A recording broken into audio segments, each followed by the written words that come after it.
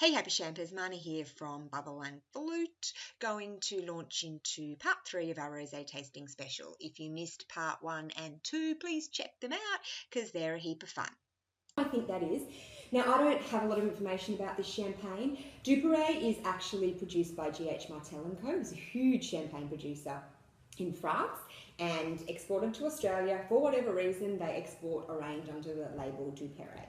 And what I did pick up from their website is that their champagnes do include some Premier Cru villages. So what that means, and there's more information about this over at the blog, but the Champagne region breaks its region down by village and it rates the villages. And they did this, it's a percentage scale. They did this originally to set the pricing for the grapes that are sold from each of these different villages. And it's a slightly antiquated system now, and there's a lot of debate going on that you'll find a lot of people go, oh, it's crap, and a village shouldn't be what matters. It should be the particular soil in that particular plot within that village.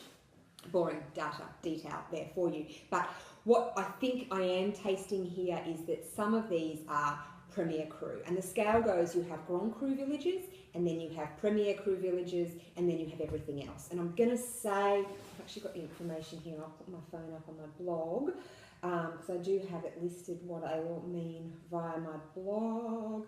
Where am I? I should have been more prepared. We've got...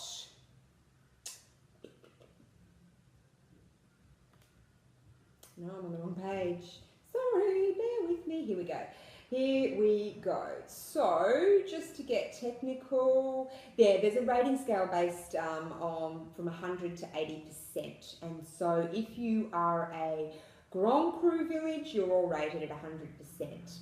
If you are a Premier Cru village, you're rated between 90 and 99%, which means Grand Cru would get 100% of the price that was set for grapes that year. Premier Cru would get 90 to 99%, depending on which particular village that they are. And you can roughly translate that to say those villages in those regions do have the, generally speaking, the higher quality soil, the higher quality terroir, and so therefore the higher quality champagne is produced from them. So generally speaking, Premier Cru villages will be from the Montagne de Rums, the Vallée de Marne and the Côte de Blancs. Now, I don't actually know where these two champagne, I do know where the champagne is based, I don't know where these champagnes are grown from, but this one is actually in the Côte de Bar, which is actually a new addition to the champagne appellation in the 20th century. A little bit controversial because there are some critics that say shouldn't really be added. It's not really up to the champagne standard. Nonetheless, it's there. So I'm going to say that's why I get a sense of this as being more champagne-y champagne, because I know this champagne is from the Côte de Bar.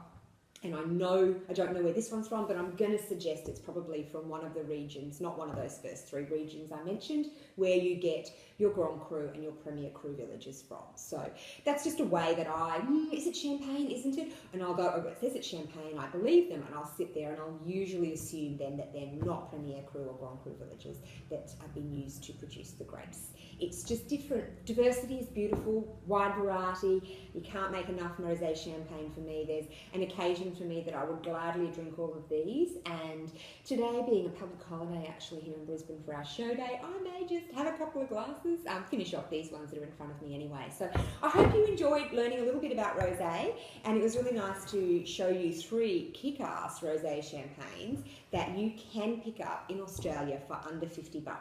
Next time we talk about rosé, I'll probably go the other end of the spectrum, and trust me, they'll blow your mind how amazing some of the Cuvée de Prestige champagnes are. It's on my bucket list. I've tried Dom Pérignon Rosé. I haven't tried Cristal Rosé or Krug Rosé. So if the houses of Louis Roeder and Krug happen to be watching this and you would like me to review your champagne, send them my way. And look, the reason I haven't is because they cost $700 a bottle, and I'm a champagne blogger and I pay for all my own champagne that I review, so I'm poor. But hopefully I'll bring you lots more reviews about some amazing rosé champagnes and some other styles as well. So that's it from this three-part rosé champagne special. I hope you learned something. I hope you enjoyed it.